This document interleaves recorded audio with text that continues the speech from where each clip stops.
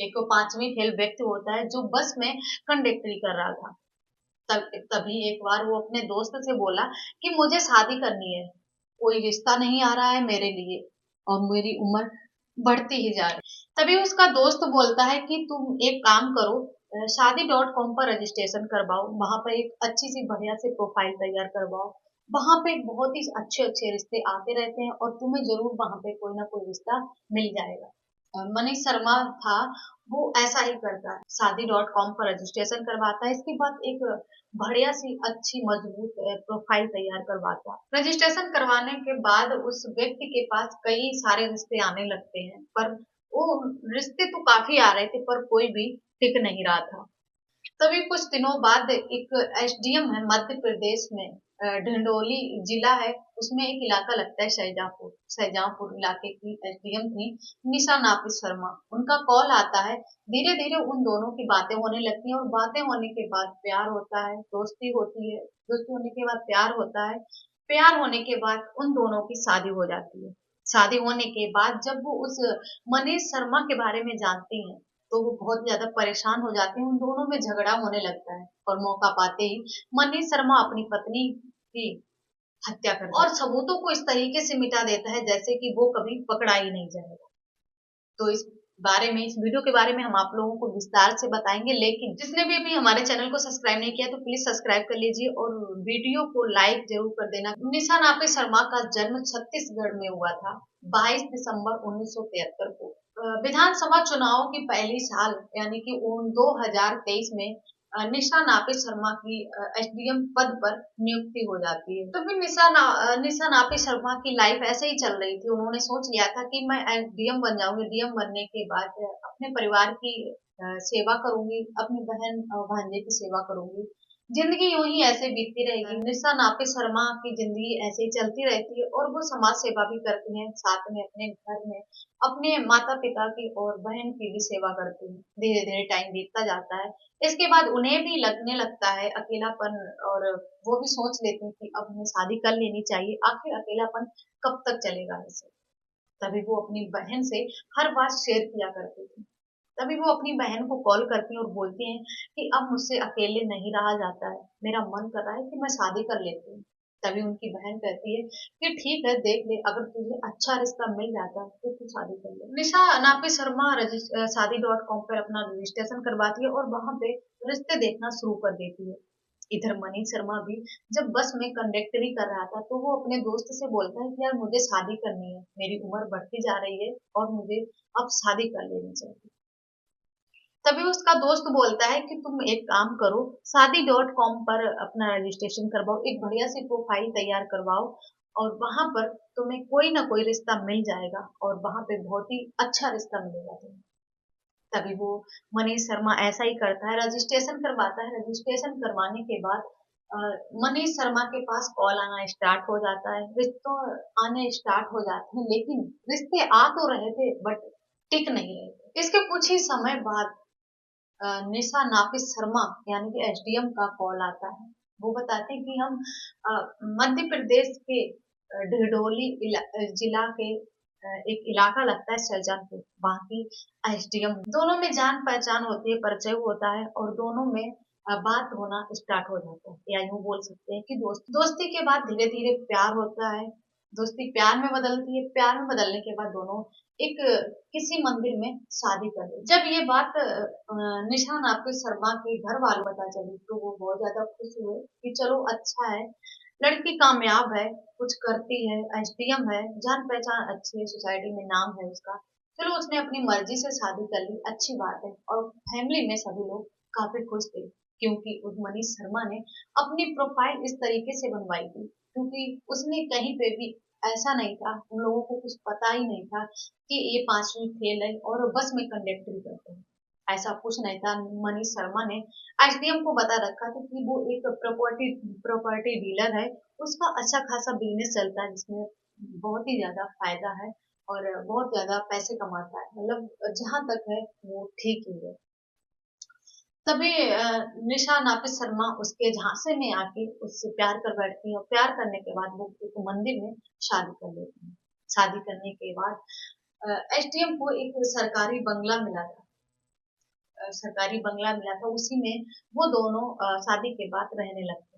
धीरे धीरे सब आगे बढ़ता रहा, टाइम आगे बढ़ा। दोनों पहले तो बहुत ही अच्छे से रह रहे थे। उसके बाद बताया जा रहा है कि जो मनीष शर्मा था, उसका अफेयर एक किसी लेडीज के साथ चल रहा था। इधर जब ये बात निशा नाफिस शर्मा को पता चलती है कि उन्होंने जिंदगी अपनी बहुत ही बर्बाद कर दी। यहाँ तक कि मनीष मनीष शर्मा जो था वो अपने दोस्त की बीवी के घर पर ही रहता था। कभी कभार आता था, महीने 2 महीने में मिलने आता था, और एसडीएम से पैसे लेता था और फिर चला जाता। जब एसडीएम साहब को ये बात पता चली कि उन्होंने बहुत ही गलत इंसान से शादी कर ली, जब उनके पास ये बात पता चली कि ये इंसान कोई प्रॉपर्टी डीलर नहीं है, कुछ भी काम धाम नहीं करता है, और वो आता था, निशा नाफिस शर्मा से पैसे लेता था, पैसे लेने के बाद वो वहां से फिर से चला जाता। ऐसा होता गया।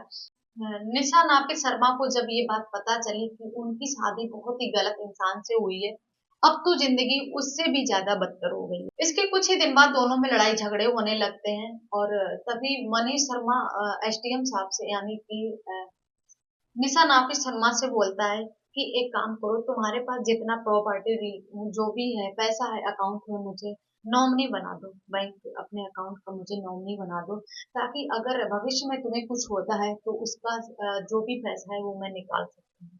लेकिन तभी निशा नाफिस शर्मा मना कर देती है, और वो अपने बहन को अपने अकाउंट का नॉमिनी बनाती है। और है, जब ये बात मनीष शर्मा को पता चली तो वो घर पे आता है, और 1-2 दिन तक उस बंगले पे ही, सरकारी बंगले पे ही रुकता है। जब रात का वास्ता था, रात का लगभग 2 बजा हुआ था। पहले हम आप लोगों को बता देते हैं कि आखिर मनीष शर्मा था कौन। मनीष शर्मा एक बहुत ही मिडिल क्लास फैमिली से बिलोंग करता था। उसके परिवार वालों को पता था कि ये एक बहुत ही ज्यादा खतरनाक इंसान है। मनीष शर्मा के परिवार में किसी से नहीं बनती थी, यहाँ तक कि एक कॉलोनी थी, उसमें मनीष शर्मा उसमें रह रही एक लड़की से मोहब्बत करता है। तभी अपने घर वालों से बोलता है शादी करने के लिए। तभी मनीष शर्मा के घर वाले उस कॉलोनी में रह रही लड़की से शादी करा देते हैं। इसके बाद ये रिश्ता कुछ ही दिनों तक चलता है। इसके बाद वो सोचता है अपनी पहली वाली पत्नी के साथ नहीं रहना है। इसके बाद जब वो अपनी पत्नी को तलाक देने के बारे में सोचता है, बोलता है, तभी उसकी माँ बोलती है कि रहने दे, तू उसे तलाक मत दे, मेरे बुढ़ापे का सहारा बन जाएगी, उसे कुछ भी कर, बस उसे तलाक मत दो। लेकिन मनीष शर्मा नहीं मानता है, और वो बहुत ही ज्यादा सनकी टाइप का इंसान था। तभी वो अपनी पत्नी को डिवोर्स दे देता है, और हमेशा हमेशा के लिए उससे रिश्ता तोड़ देता है। इसके बाद उसके परिवार वाले भी बोल देते हैं कि तुझे जो करना है कर, मुझे तुझसे कुछ भी लेना देना नहीं है। यहाँ तक कि उसी टाइम मनीष शर्मा अपना घर छोड़कर बाहर पैसे कमाने के लिए चला जाता है, यानी कि जॉब करता है। यहाँ कभी बस कंडक्टरी करता था, तो कभी टोल टैक्स वसूली करता था। यहाँ तक कि उसी बीच जब पिताजी की मौत हुई थी, उस टाइम भी वो अपने पिता के अंतिम संस्कार में भी शामिल नहीं हुआ था। उसे लग रहा था कि वो कुछ जरूरी काम कर रहा है। इसके कुछ ही समय बाद उसके जो बड़े भाई थे, उनकी भी किसी बीमारी के चलते हुए उनकी मौत हो गई। उस टाइम भी वो अपने भाई के भी मौत में, अंतिम संस्कार में शामिल नहीं हुआ। इसके बाद घर परिवार वालों ने उससे बिल्कुल ही रिश्ता तोड़ दिया था। कह दिया था कि मुझे तुझसे कोई वास्ता नहीं। जब दो दो मौतें हो चुकी थी, उसके बाद भी तुम हमारे परिवार में शामिल नहीं हुए, ऐसे बेटे का हम क्या करेंगे। इसके बाद मनीष शर्मा का रिश्ता अपने घर वालों से बिल्कुल हमेशा हमेशा के लिए टूट जाता है। नहीं तो मनीष शर्मा के परिवार वालों को मनीष शर्मा से कोई मतलब था, और न ही मनीष को अपने परिवार वालों से कोई मतलब था। जब निशा नाफिस शर्मा अपनी बहन और अपने भांजे को नॉमिनी बना देती है, ये बात मनीष शर्मा को हजम नहीं हुई। इसी के वो मौके की तलाश में था। उस टाइम उसके अंदर बहुत ही ज्यादा गुस्सा था, और उसे मौका मिलते ही वो अब एसडीएम साहब के तकिए से दबाकर उनकी दम घोट कर हत्या कर देता है। दम घुटने की वजह से उनकी नाक और मुंह से खून निकला था। वही खून उस तकिए और बेडशीट पे लग जाता है। तभी मनीष शर्मा उस तकिए और उस बेडशीट को एक वॉशिंग मशीन रखी थी, उस वॉशिंग मशीन में डाल देता है धुलने के लिए, और उसी में छोड़ के वो चला जाता है। इसके बाद कुछ समय के बाद मौका पाते ही वो घर से बाहर चला जाता है, और फिर दिन में 2 बजे वापस आ बाहर से जब मनीष शर्मा वापस आ रहा था तो निशा निशा करके चिल्लाते हुए अंदर आ रहा था। लेकिन उस टाइम उसने देखा रूम का गेट खुला हुआ है और निशा नापी शर्मा जो एसडीएम थी वो औंधे मुंह बेड पे लेटी हुई है। तभी वो तुरंत ही ड्राइवर को कॉल करता है और निशा नापी शर्मा को उठा के तुरंत पास के हॉस्पिटल में एडमिट कराता है और बोलता है कि आप देखिए मैं ये यहाँ की एसडीएम है और मैं इनका पति हूँ, पता नहीं इन्हें क्या हो गया, प्लीज जल्दी से देखिए। चीखते हुए वो हॉस्पिटल में जाता है और डॉक्टर से बोलता है। तभी डॉक्टर देखता है उनकी नब्ज देखने की कोशिश करता है, लेकिन तभी डॉक्टर को पता चलता है कि इनकी मौत तो 7 घंटे पहले हो चुकी है।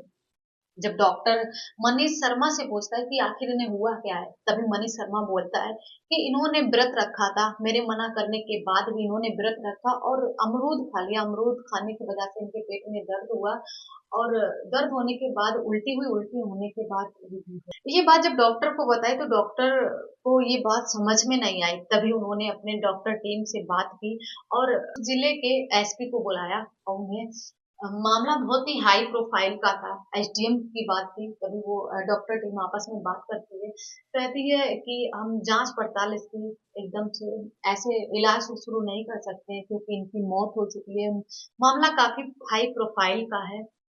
लेकिन जो कहानी इनका पति बता रहा है मुझे नहीं लगता है कि उस तरीके से एसपी साहब को बुलाया जाता है और उस व्यक्ति से पूछा जाता है कि आखिर इन्हें हुआ क्या है। जब वो मनीष शर्मा की कहानी थोड़ी एसपी सुनती है, इसके बाद पुलिस उनकी जांच पड़ताल के लिए उनके बंगले पे, सरकारी बंगले पे जाती है। जब वहां पे पुलिस जब घर में पहुंचती है तो वहां उस टाइम उनसे एसडीएम साहब से कौन मिलने आया था, क्यों मिलने आया था, कितने टाइम आया था, कितने टाइम तक रुका, इन सबकी वो एक लिस्ट तैयार करते हैं और बारी बारी से सबसे पूछताछ करते हैं। इसके बाद जब वो घर में छानबीन करने के लिए जाते हैं, सबूत ढूंढने के लिए जाते हैं, तो वो देखते हैं कि वॉशिंग मशीन में तकिए का खोल और बेडशीट पड़ा था। घर में कपड़े तो काफी सारे थे, लेकिन वॉशिंग मशीन में तकिए का खोल और बेडशीट ही थी। जब एसपी साहब उसके हस्बैंड एसडीएम के हस्बैंड से मनीष शर्मा से पूछते हैं कि इससे किसने डाला, तो मनीष शर्मा कहता है साहब जी ये हमने डाला है धुलने के लिए। यहीं से पुलिस को मनीष शर्मा पे शक हो जाता है और जब वो उनसे पूछताछ करता है तो वो पुलिस को गुमराह करने की कोशिश करता है। लेकिन पुलिस ने जब कड़ाई से पूछताछ की तो मनीष शर्मा ने अपने सारे जुर्म को कबूल कर लिया। तब उन्होंने अपनी सारी स्टोरी बताई कि किस तरीके से उन्होंने निशा नापित का दम घोट कर उनकी हत्या की है। इसके बाद मनीष शर्मा को जब मनीष शर्मा पूरी स्टोरी, पूरी दास्तान, अपना जुर्म कबूल कर लेती है और पूरी दास्तान, पूरी कहानी यानी कि पूरी जिस तरीके से उन्होंने निशा नापित शर्मा की हत्या की थी वो सारी डिटेल में जब पुलिस को बताती है, कड़ी कार्रवाई करती है और उन्हें जब कोर्ट में पेश करती है। मामला अभी कोर्ट में है, आखिर अब देखते हैं कि उन्हें कौन सी सजा हो। तो यही चाहती हूँ कि ऐसे इंसान को कड़ी से कड़ी सजा मिलनी चाहिए ताकि ऐसी गलती करने की दोबारा कोशिश ना करे। आगे जो भी कार्रवाई होती है, जो भी खबर आती है, हम आप लोगों के साथ जरूर शेयर करेंगे। तो देखते रहिए हमारे वीडियो और जिसने भी अभी हमारे यूट्यूब चैनल को सब्सक्राइब नहीं किया है तो प्लीज सब्सक्राइब कर लीजिए, बेल आइकन को प्रेस कर दीजिए, वीडियो को लाइक कमेंट शेयर कीजिए, अपने परिवार अपनी फैमिली के साथ मिलकर बैठ के देखिए। हो सके तो ज्यादा से ज्यादा लोगों को समझाने की कोशिश करिए कि वो ऐसे गलत काम ना करें। इसी के साथ विदा लेती हूँ, मिलती हूँ नेक्स्ट वीडियो में, तब तक के लिए धन्यवाद।